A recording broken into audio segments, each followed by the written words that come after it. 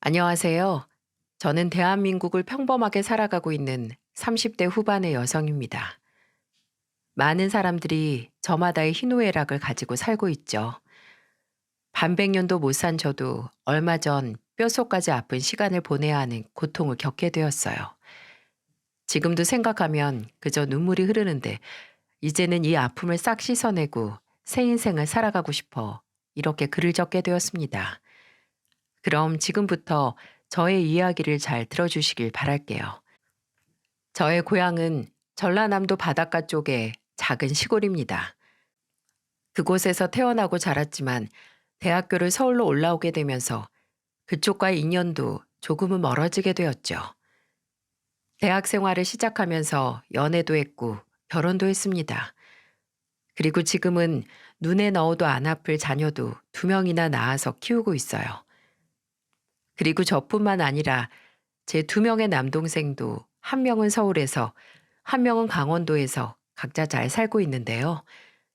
제가 겪었던 슬픔과 아픔을 제 2남동생도 함께 겪으면서 저희는 아직까지도 서로를 위로하고 다독이며 지내고 있습니다. 이쯤 되면 도대체 저희에게 무슨 일이 일어난 걸까 궁금하실 거예요.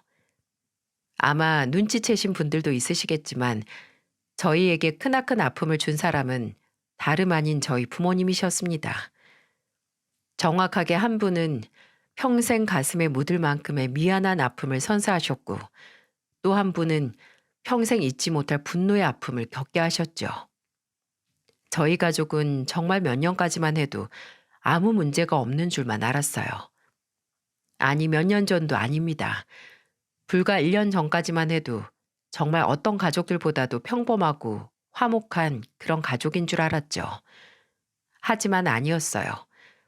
아빠가 갑작스럽게 돌아가시면서 모든 것이 다 무너지게 되었습니다. 저희 아빠는 저희 3남매가 태어난 바닷가에서 어부로 일을 하고 사셨어요. 평생을 그 바닷가에서 나고 자라면서 조금도 떠나본 적이 없으신 완전 토박이 분이셨죠. 저희 엄마도 마찬가지입니다. 2분 모두 그쪽 지역에서 태어나 자라셨고 커서는 어떤 분의 소개로 만나게 되었다고 하셨어요. 평소 착실하고 건실한 저희 아빠의 모습이 좋았다던 저희 엄마는 본인이 먼저 반해서 만나자고 했고 결혼도 하자고 했다더라고요.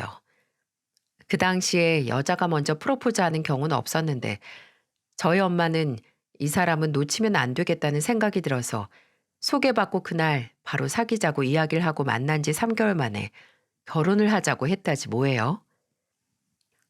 그 이야기를 하면서 한참을 웃었던 기억이 있는데 그때가 참 그립네요. 근데 엄마가 왜 그랬을지 이해가 될 만큼 저희 아빠는 정말 좋은 사람이었어요. 저희한테도 평생 존경하는 아빠이셨을 만큼 정말 따뜻하고 다정하고 세상 누구보다도 올곧은 분이셨죠. 그래서 사실 저희 3남매는 크는 동안에 엄마보다는 아빠를 많이 의지했었어요. 우리 3남매가 고민이 있거나 힘들고 어려운 때는 특히나 더 현명하고 지혜로운 방법으로 이끌어 주셨기 때문에 솔직히 정신적인 지주 이상의 역할을 하던 분이 바로 저희 아빠셨습니다. 이건 저뿐만 아니라 제 남편도 마찬가지예요. 저희 남편은 아빠가 돌아가시고 나서 하루도 빠짐없이 장인어른 보고 싶다며 이야기를 하는 사람일 정도로 아빠를 많이 따랐어요. 여기에서도 그럴 수밖에 없는 이유가 있는데요. 사실 제 남편은 고아입니다. 제가 서울에서 일을 하면서 이 사람을 지인 소개로 만났는데 지인이 처음부터 저한테 이야기를 하더라고요. 사람은 정말 괜찮은데 딱 하나 흠이 있다면 고아라고. 그래도 만나봤죠.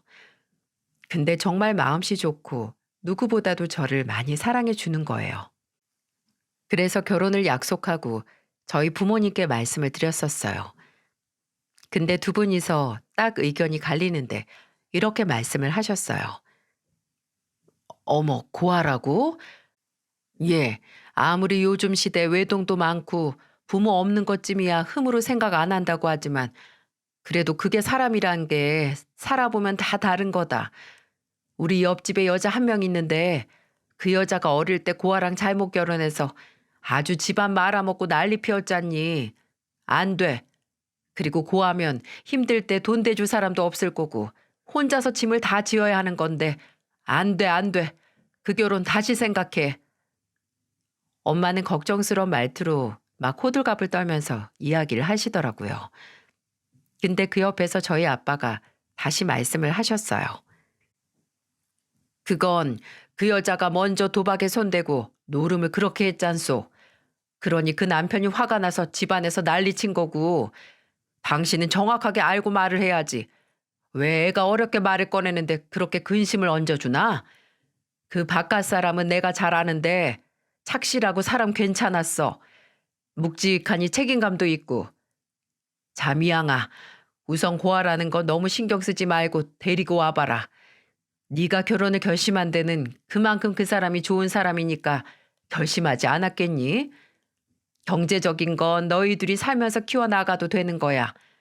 네 엄마랑 나도 어렵게 시작했지만 너희 셋을 이렇게 잘 키우지 않았니? 게다가 그쪽에 도와줄 부모 없어도 나랑 네 엄마가 있는데 무슨 걱정이야. 우리가 든든하게 이렇게 잘 자리 잡고 있는데. 그러니 우선 얼굴 좀 보게 한번 내려오라고 해.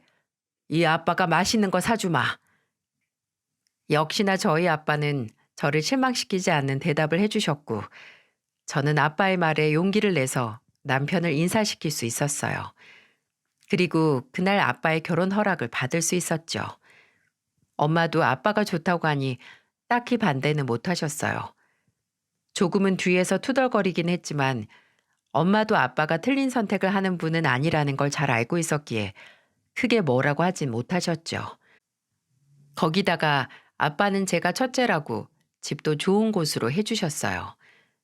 평생 바닷가에서 일하시던 분이 꼬박꼬박 모은 돈으로 서울 변두리지만 그래도 24평짜리 아파트를 마련해 주셨고 저희는 그곳에서 신혼살림을 시작할 수 있었답니다.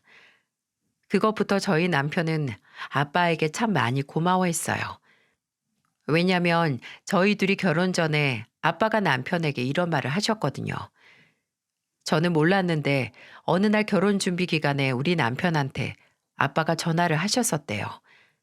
그리고는 하시는 말씀이 자네 집은 내가 해줄 거니까 그런 건 신경 쓰지 말게.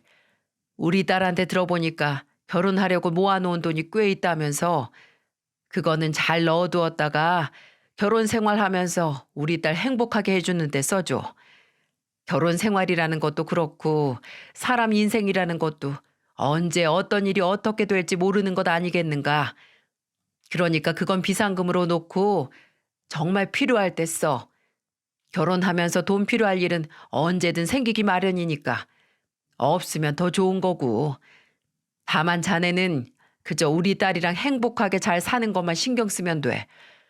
그리고 우리 딸만 행복해서도 안 되는 것이고 자네도 행복해야 하는 거니까 서로 잘하면서 살고 또 살다가 힘든 일이 있으면 언제든 나한테 연락하게나. 이제는 내가 자네 부모잖아. 지금까지는 의지할 곳이 없었다지만 이제는 내가 자네 아빠가 되어줄 테니까 언제든 달려와. 내 딸이랑 싸워도 달려오고. 그럼 내가 딱 보고 자네 잘못이면 자네를 혼내줄 것이고 내 딸 잘못이면 내 딸을 혼내줄 테니까. 알았지? 네, 장인어른. 정말 정말 감사합니다. 저는 아빠가 저희 남편한테 이런 말을 했다는 것도 몰랐는데 나중에 남편이 아빠랑 대화를 마치고 울면서 저를 만나 이런 이야기를 하더라고요. 그때 남편도 그랬지만 제가 아빠한테 얼마나 고마워했는지 몰라요. 그 뒤로도 저희 아빠는 남편과 같이 어딜 놀러 가면 주변에 우리 아들이라고 이야기를 하면서 다니셨고 실제로도 저희 부부가 싸우면 저희 남편은 꼭 우리 아빠한테 전화를 해서 하소연을 하곤 했었어요. 그럼 저희 아빠는 저 바꿔달라고 하면서 저를 얼마나 혼내셨는지 몰라요. 물론 저희 남편이 잘못을 했을 땐 또 저희 남편도 많이 혼내셨고요. 근데 남편은 그게 너무 좋았대요. 아무 거리낌 없이 자기를 아들이라고 말씀해 주시는 것도 좋았고 정말 아들답게 칭찬할 땐 칭찬해주고 혼낼 땐 혼내주는 그 사랑이 너무 고맙고 행복했다고 하더라고요. 아빠와의 미담은 이걸로 끝이 아니에요. 한 번은 저희 남편이 다니던 회사에서 잘린 적이 있었어요. 남편은 중소기업에서 개발팀에서 근무를 하고 있었는데 그 개발팀 팀장이 잘못한 걸 저희 남편한테 다 뒤집어 씌워서 억울한 오해를 받고서 잘린 적이 있었죠. 그때도 남편은 속상한 마음에 저한테 이야기를 하고는 저희 아빠한테서 내려가 있던 적이 있었어요. 남편은 저한테도 미안하고 저희 아빠한테도 볼 면목이 없다면서 한참 우울한 상태로 지낸 적이 있었는데요. 그 모습이 너무 안타까워서 아빠한테 말씀을 드렸었죠. 근데 어느 날 갑자기 아빠가 저희 집으로 찾아오셨더라고요. 그러더니 다짜고짜 저희 남편에게 어디 좀 가자고 하시는 거예요. 그때 아빠가 한 행동은 지금까지도 저희 남편을 눈물 짓게 하고 있어요. 아빠는 제 남편을 데리고 가서는 아무것도 안 하고 명품 정장을 하나 해주셨어요. 그러면서 하시는 말씀이 이랬죠. 기죽지 말어. 사람이 살다 보면 별일을 다 겪는 법이야. 내가 미양이한테 다 들었는데 자네 그런 걸로 미양이나 나한테 미안해할 것 없어. 창피할 것도 전혀 없고. 우리 아들 사위가 너무 잘나서 그것들이 질투를 한 모양이야. 그러니까 기죽지 말고 앞으로 이 양복 입고 어디든 또 면접 보러 다녀. 이미 지나간 일은 다 털어버리고 새롭게 시작하면 되는 거 아니겠는가. 아주 그냥 사람이 명품이라 그런지 명품 옷 입혀놓으니까 더 태가 나네 그래. 그냥 어디든 다 데리고 가고 싶어 할까봐 걱정이구만. 장인어른 정말 감사합니다. 정말 저한테 왜 이렇게까지 잘해주시는 거예요? 제가 뭐가 잘한 게 있다고. 제가 부족해서 회사에서도 오해받고 잘린 건데 왜 저한테 이렇게까지 해주시는 거예요? 왜요? 이 떼끼 이 사람아. 그런 소리 하지 말랬지. 오히려 너무 잘나서 질투해서 그런 거라니까. 그리고 내가 얘기했지.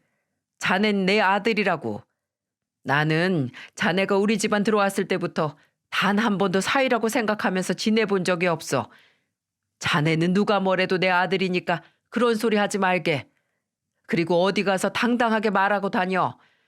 우리 부모님 지금 시골에서 건강하게 살아 계셔서 나만 보면서 살고 계시니까 나 무시하지 말라고. 알았지? 네, 장인어른, 알겠습니다. 그렇게 얘기하고 다닐게요. 제 부모님이 되어주셔서, 제 아버지가 되어주셔서 정말 감사합니다. 그래, 그래, 우리 아들. 나에게 와줘서 고맙다, 고마워. 먼 길 돌아서 왔지만, 이제라도 내 아들로 와줘서 정말 고마워. 아빠는 그렇게 우리 남편을 위로했고, 저희 셋은 서로를 껴안고 얼마나 울었는지 몰라요. 그리고 아빠는 그날 저희가 사드리겠다고 하는 밥도 다 아빠가 사주시고는 시골로 내려가셨어요.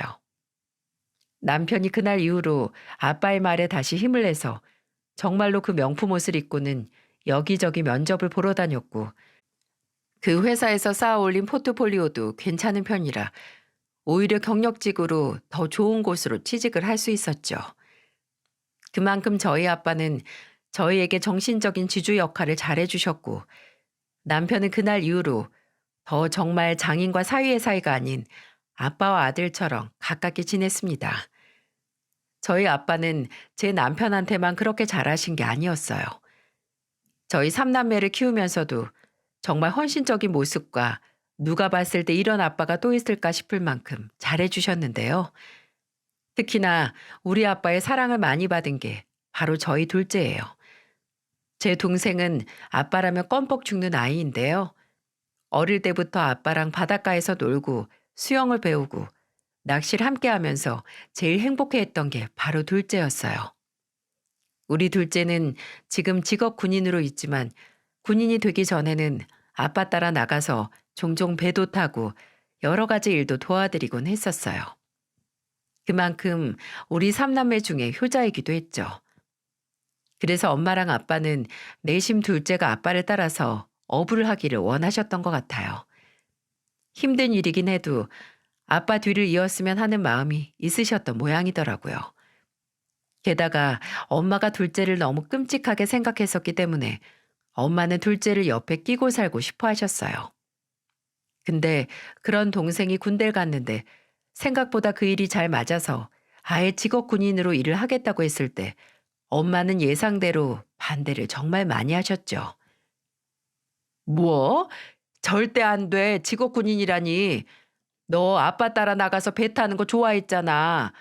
엄마 옆에서 그냥 배 타고 아빠 따라다녀. 왜 갑자기 군인이야, 군인은? 그게 얼마나 힘든 일인데.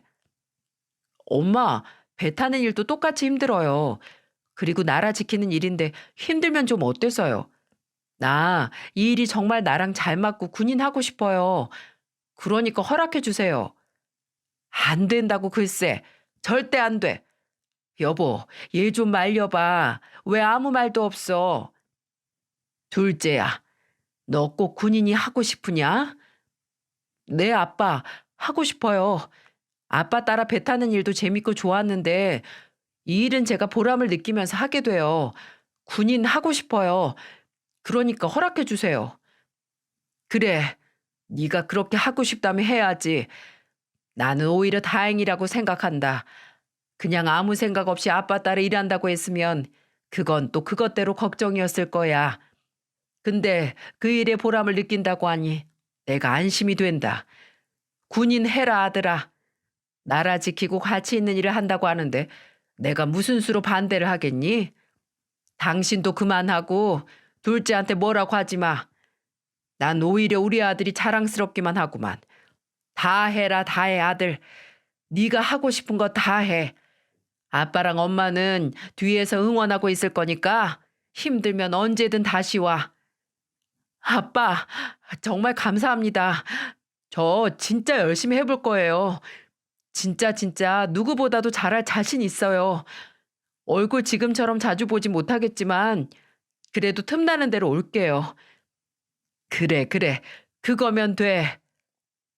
엄마는 옆에서 안 된다고 난리가 났지만 아빠가 엄마를 모두 커버를 해주면서 제 동생은 하고 싶은 일을 할 수 있었어요. 이렇게 저희 아빠는 저희에게서 정말 많은 것들을 해주시는 분이었죠. 반면에 저희 엄마는 저희에게 좋은 엄마이긴 했지만 한 번씩 푼수 같은 면을 좀 많이 보이셨어요. 저희 엄마는 사실 살림을 진짜 끔찍하게 못하시는 분이었어요. 그래서 아빠가 일 갔다 오시면 집안일을 한 번 더 챙기실 정도였고 저희 삼남매가 크면서부터는 엄마를 대신해서 아빠에게 집안일을 배우며 살림을 챙길 정도였으니 말 다 한 거죠. 그 덕에 저는 초등학교 8살 때부터 집안일과 요리를 시작했고 제 동생들도 제 나이대 돼서는 저를 도와 살림을 정말 잘했습니다. 그 사이에 엄마는 저희에게 한 번씩 일을 맡겨놓고 밖으로 마실 다니고 미용실 다녀오고 하면서 놀러 다니는 적이 한두 번이 아니었어요. 그럴 때마다 아빠한테 걸리면 그날은 부부싸움이 일어나는 날이었지만 그런데도 엄마는 고쳐지지가 않더라고요. 한 번은 정말 큰일이 날 뻔한 적도 있었어요. 그날도 엄마가 미용실에서 파마를 하고 와야 한다며 저희 삼남매를 집에다 놓고 외출을 하신 적이 있었는데요. 그날은 아빠가 조금 늦게 들어오시는 날이라 저희끼리 저녁을 해 먹어야 했습니다. 엄마는 저녁에 차려 먹으라며 콩나물국을 끓여놓고 가셨었는데 그걸 데워서 식탁으로 옮기다가 제가 실수로 셋째 발에 확 쏟아버리고 말았어요. 셋째는 뜨거워서 엉엉 울기 시작했고 덩달아 놀란 둘째도 막 울면서 온 집안에 난리가 났죠. 그때는 제가 초등학교 10살 때였는데 정말 미치겠더라고요. 아직도 그 어릴 때의 기억이 생생하게 날 정도니 얼마나 놀란 사건이었겠어요. 저는 어떻게 해야 할지 몰라서 한참을 울다가 옆집 아줌마에게 달려가서 도와달라고 했고 그 아주머니 도움으로 막내를 병원으로 데리고 가서 발을 치료할 수 있었어요. 다행히도 뜨겁게 데이진 않아서 크게 다치진 않았지만 그날 정말 엄마 아빠가 제가 안 이래로 제일 많이 크게 싸운 날이었습니다. 근데 그날 엄마는 아빠 싸우고 와서는 저한테 화풀이를 하더라고요. 이야, 너는 그러니까 국을 데웠으면 조심히 들고 가야지. 그걸 왜 네 동생 발에 얹고 그래? 하여튼 간에 조심해야 할 거 아니야. 내가 니네 삼남매 키우느라 평생 발이 묶여 있어야겠어? 아우 정말. 저는 어린 마음에 엄마가 저한테 화를 낼 때 정말 아무 말도 못하고 제 잘못이라고만 생각해서 눈물만 뚝뚝 흘렸어요. 근데 지금 생각해보면 엄마의 그 한마디가 저한테는 아직까지도 상처로 남아있는 듯 하더라고요. 왜냐면 나는 아이를 낳아서 키우면 우리 애 혼자서 집에 있게 하는 일은 절대로 하지 말아야지 라고 생각하며 컸었거든요. 그때는 그게 상처인지 몰랐는데 지금 생각해보면 그때 일이 트라우마로 남아서 저는 아직까지도 막내한테는 미안한 마음이 남아있어요. 그만큼 엄마는 한 번씩 이런 안 좋은 모습들을 보여주셨고, 그래서 저희가 크면서 아빠만큼 엄마한테 신뢰를 얻지 못했던 것 같아요. 그러다가 저희 엄마에게 결정적으로 실망하게 되는 사건이 일어났고, 그 일은 저희 삼남매에게 정말 크나큰 아픔을 주게 된 사건이었어요. 저희 삼남매 모두 다 뿔뿔이 흩어지면서 이전만큼 부모님을 자주 만나지 못할 때였어요. 저도 아이들을 낳고 키우느라 바빴고 두 동생들도 일을 하느라 바쁘게 살고 있었죠. 근데 어느 날 갑자기 엄마한테서 울면서 전화가 왔더라고요. 그때 전해 들은 말은 너무나도 청천벽력 같은 소리였습니다.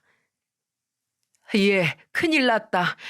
네 아빠 어제 새벽에 배 타러 나갔는데 그 배가 전복돼 버렸는데 같이 탄 두 사람은 다행히 발견이 됐는데 네 아빠가 발견이 안 됐대. 어떡하니? 어떡해? 저는 이 소식을 듣자마자 남편과 함께 동생들에게 연락을 하고는 곧장 시골로 내려갔어요. 그때까지는 아빠는 찾을 수 없었고 결국 하루가 더 지난 다음에 늦은 새벽이 되어서 구조대에 의해 발견할 수 있었고 이미 온몸이 차갑게 식은 채로 있으셨어요. 온 가족이 엉엉 울면서 난리가 났고 저희 둘째 동생은 아빠를 찾은 다음에서야 늦게 내려와 가슴을 치며 울고 있었어요. 하지만 정신을 차리고 아빠의 장례를 치러야 했기에 저와 남편은 바쁘게 장례를 준비하고 있었죠. 그렇게 아빠의 장례가 시작되고 저희 삼남매는 정말 하루 종일 울다가 조문객을 받고 장례 절차를 밟아나가며 힘든 시간을 보냈습니다. 근데 그 와중에 저희 엄마는 뭔가 이상했어요. 희한하게도 저는 엄마가 제일 많이 힘들어할 거라고 생각했었는데 엄마는 슬퍼하시긴 하셨어도 눈물을 한 방울도 흘리지 않으시더라고요. 게다가 평소에 아빠랑 친하게 지내시던 30년 지기 친구가 있었는데 그분이 오셨을 때는 한쪽에 가셔서 희희낙낙 어찌나 웃으며 떠드시던지 상주로서 남들 보기에 좀 민망할 정도였어요. 저희 남동생들도 엄마가 왜 저러냐며 조금씩 의문을 갖긴 했었는데 그 당시에는 거기에 신경 쓸 겨를이 없었기 때문에 그냥 넘어갔습니다. 그렇게 눈물이 마르지 않던 아빠의 장례가 끝나고 온 가족들이 집으로 모였어요. 다들 피곤하고 힘든 와중이었는데도 아빠의 흔적이 남아있는 집으로 가니 또 그렇게 보고 싶고 그리워서 눈물이 나더라고요. 저희 남편도 어찌나 꺽꺽 울었는지 목소리가 다 잠길 정도였죠. 그때는 아빠의 유품을 정리하는 것도 너무 힘이 들어서 엄마한테 이야기를 하고는 아빠 짐을 그대로 두었었어요. 그리고 나중에 저희가 마음 정리가 되면 그때 정리를 하기로 해놓고 사식구제를 지내기 전까지는 아빠의 짐을 건들지도 않았습니다. 그 뒤로 아빠의 사식구제가 다가오고 있었고 저희 삼남매는 다시 집으로 모여서 아빠의 짐을 정리하기로 했어요. 근데 그때 엄마에게서 다시 한번 충격적인 소리를 듣게 되었습니다. 얘들아, 잠깐 앉아봐라. 할 말이 있다. 있잖아. 나 재혼하려고. 상대는 너네도 잘 아는 사람이야. 아빠 친구 상식이 아저씨 알지? 그 아저씨랑 결혼하기로 했다. 실은 네 아빠 그렇게 되기 전에 우리 이미 이혼하려고 계속 얘기 중이었어.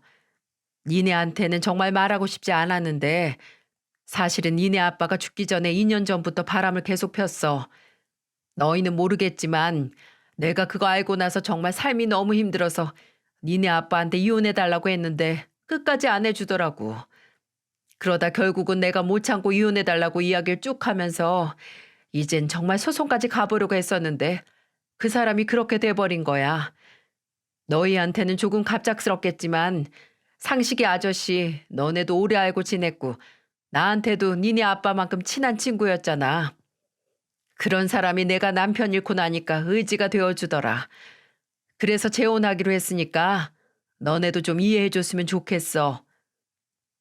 엄마의 말에 저희는 너무나 깜짝 놀랐고 그때 당시에는 어떠한 말도 해줄 수가 없었어요. 아빠가 돌아가신 지 얼마 안 된 데다가 아빠가 바람을 폈었다는 게 정말 믿기지가 않더군요. 그때 아빠를 제일 많이 따랐던 둘째가 이야기를 하더라고요. 엄마, 말도 안 돼요. 아빠가 바람이라니. 아빠가 어디 그럴 사람이에요? 아닌 거 엄마가 제일 잘할 거잖아요. 뭔가 오해가 있었겠지. 제대로 알아본 거 맞아요? 아빠 바람 피실 분 아니에요. 내가 다 봤다니까? 그럼 내가 왜 이혼까지 생각했겠니? 엄마가 오해한 걸 거라고요. 저는 인정 못해요. 아빠가 바람 피웠다는 것도 안 믿기고 엄마 재혼도 인정 못해요. 엄마 진짜 너무한 거 아니에요? 아빠 돌아가신 지 얼마나 됐다고. 1년이 됐어요? 2년이 됐어요? 아니면 10년이 됐어요? 겨우 2달이에요, 2달. 2달이 뭐야? 아직 49제도 안 지났는데 어떻게 재혼하겠다는 소리가 나와요? 난 인정 못하니까 그렇게 아세요. 둘째는 그렇게 화를 내버리며 집 밖으로 나가버렸어요. 근데 둘째뿐만 아니라 저희 모두가 다 당혹스럽기 때문에 더 말을 하지 못했어요. 저희도 엄마에게 해줄 수 있는 말이 없어서 함께 집 밖으로 나왔죠. 근데 그때 밖에서 기다리고 있던 둘째가 저와 막내한테 이렇게 이야기를 하는 거예요.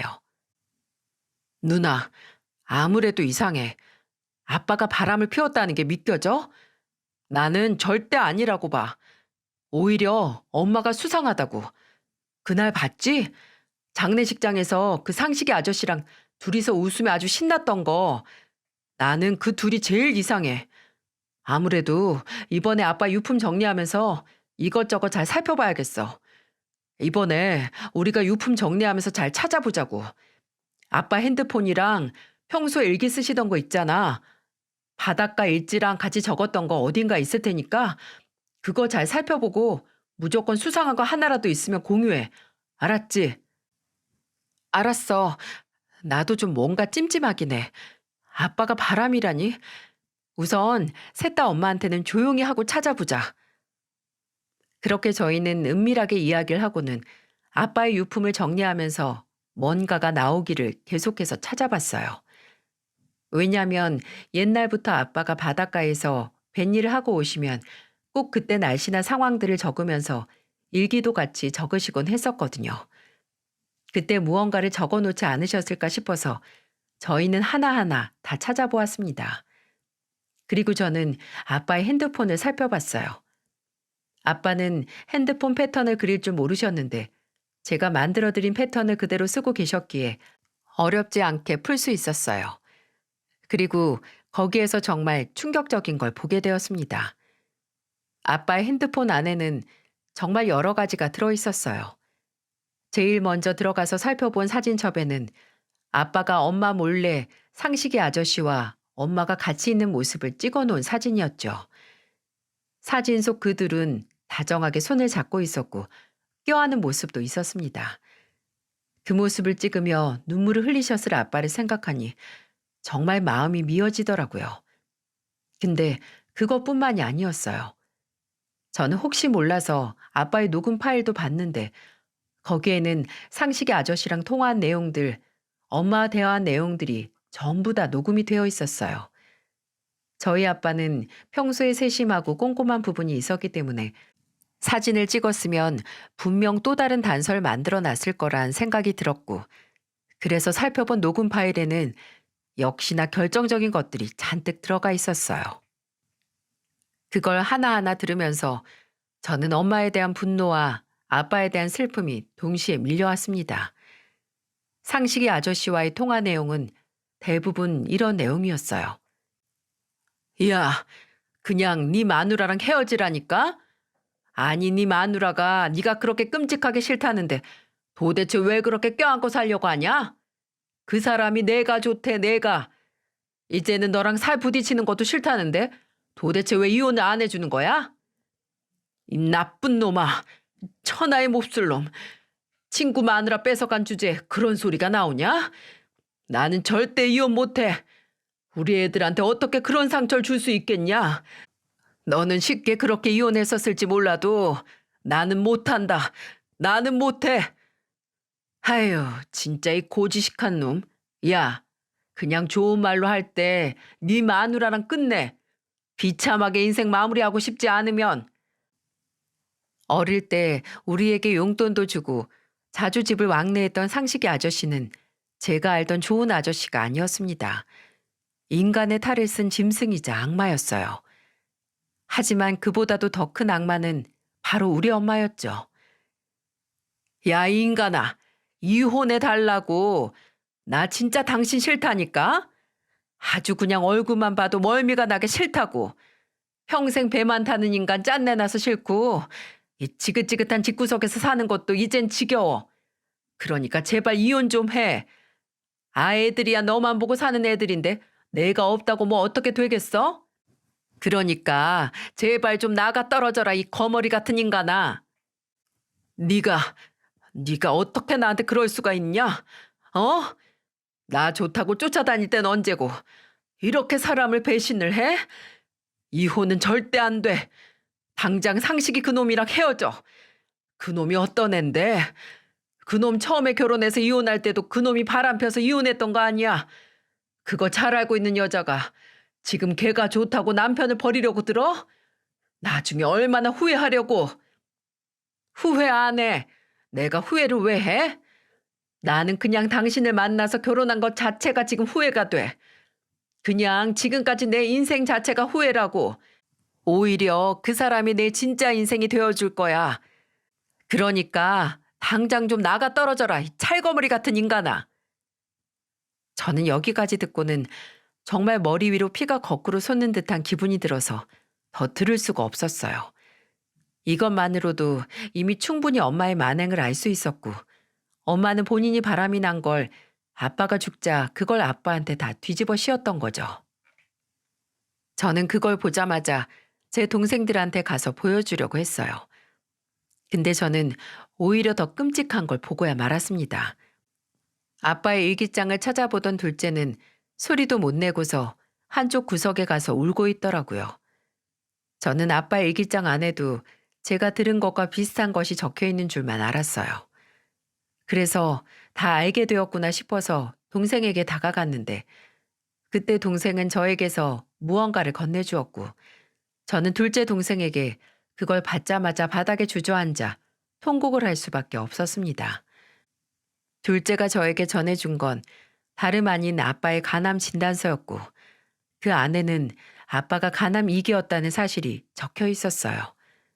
그리고 그 진단서가 꽂혀 있던 일기장 안에는 아빠의 무수한 아픔이 담겨져 있었습니다. 4월 9일 간암이라는 판정을 받았다. 건강검진을 하고 싶지 않았지만 요 근래 몸이 너무 좋지 않아서 검사를 받아봤는데 내가 간암이란다.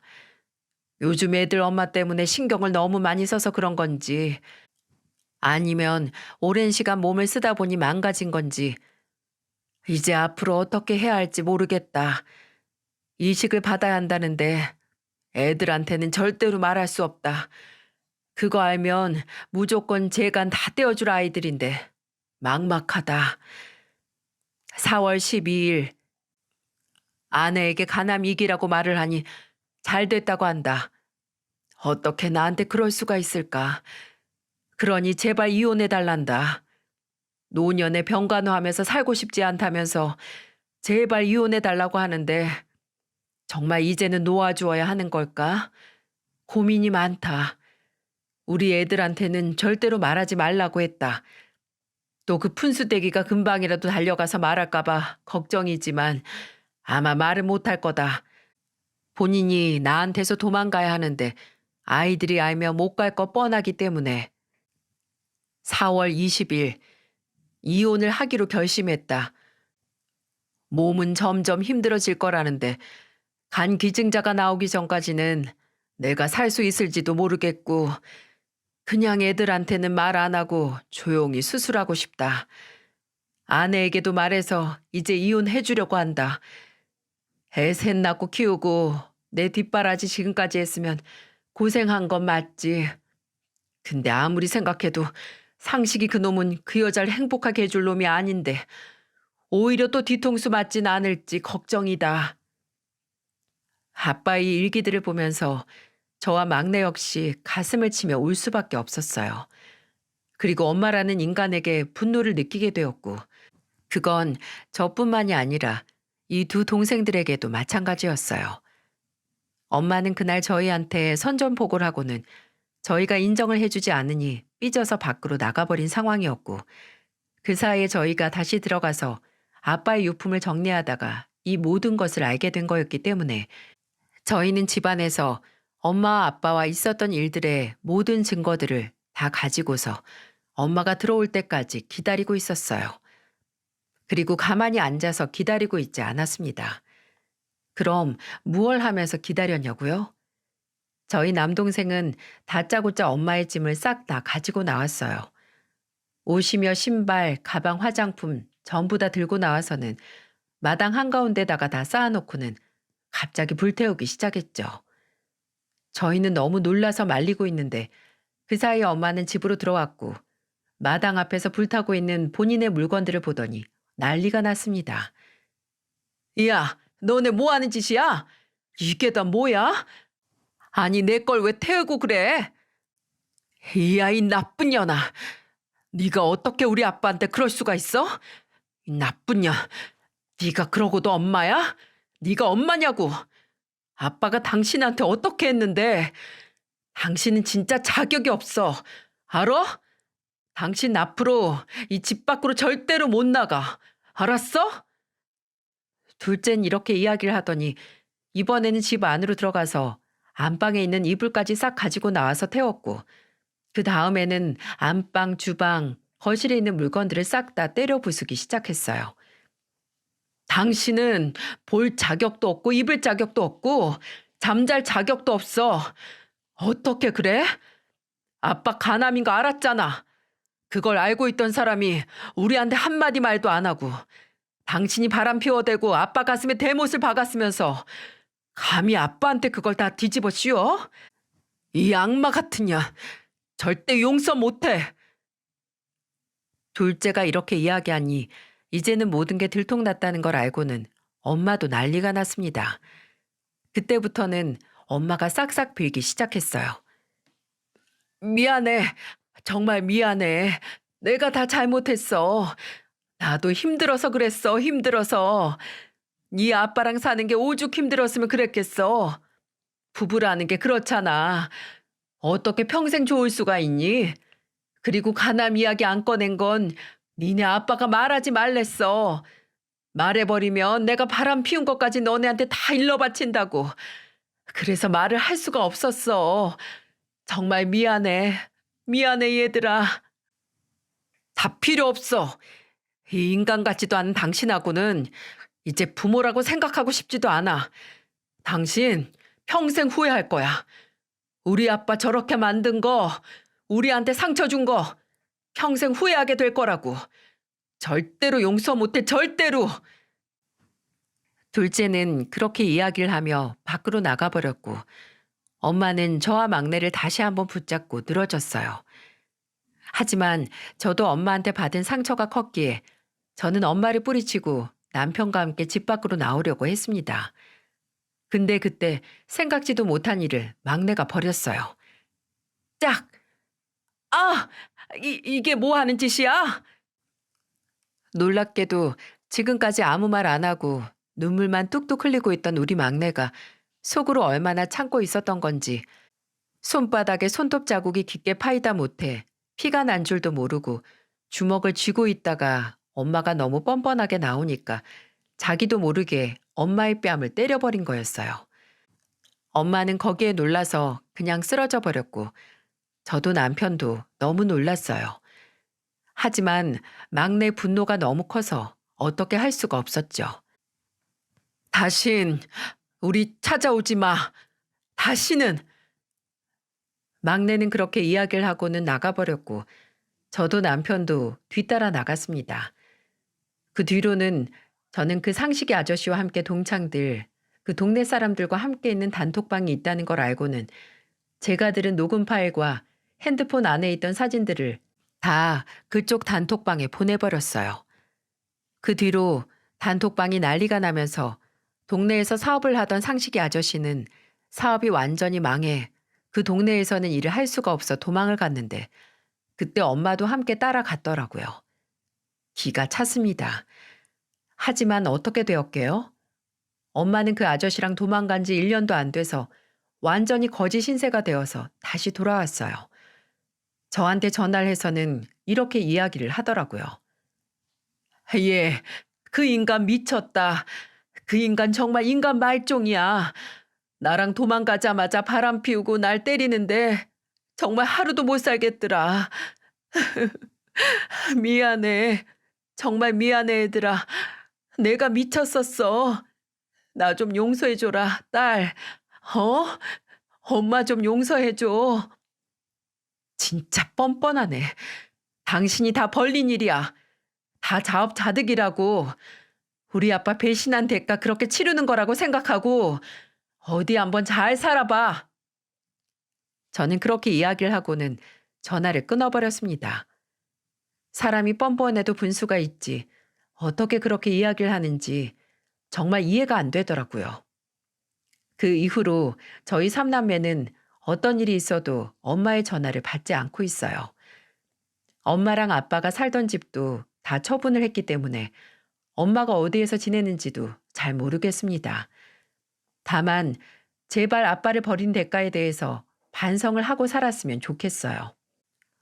엄마가 우리를 배신하고 아빠를 그렇게 배신했다는 것이 아직까지도 믿겨지지가 않아서 저희 셋은 그 상처를 어떻게 싸매야 할지 아직도 어렵네요. 여러분, 우리가 너무 심한 걸까요? 엄마도 엄마의 인생이 있는데 저희가 너무한 걸까요? 근데 저희 주변에 어디를 봐도 저희 엄마 같은 인간 말종이 없더라고요. 그래서 저는 당분간은 엄마를 받아주지 않을 생각입니다. 아마 받아주더라도 그건 몇 년이나 더 오래 걸릴지 모르겠어요. 그건 저희 동생들도 마찬가지고요. 여러분, 남의 눈에 눈물 나게 하면 내 눈에는 피눈물 난다는 말이 있잖아요. 그 말이 딱 저희 엄마에게 어울리는 말인 것 같아요. 엄마는 지금 얼마나 후회를 하면서 살고 있을까요? 아빠가 왜 그렇게 엄마를 그 아저씨한테 안 보내려고 했었는지 엄마가 그 이유를 알았더라면 그렇게까지 아빠에게 못되게 하지는 못했을 텐데. 그 일기장을 보면서 아빠는 분명 엄마한테 다 이야기를 했었는데 엄마는 그때는 뭐에 쉬었었는지 그게 안 들리고 안 보였던 것 같아요. 그러니까 그렇게 미련한 선택을 한 거였겠죠.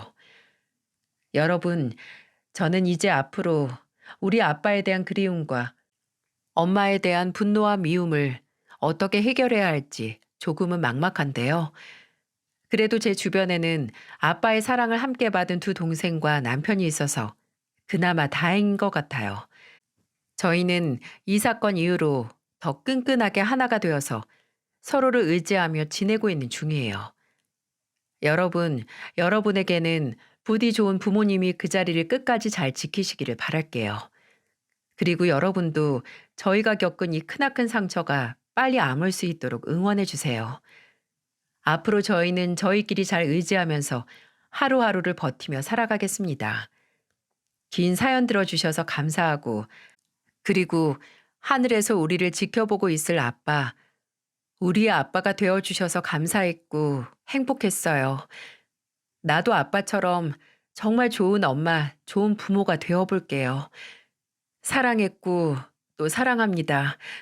그리고 존경합니다, 아빠.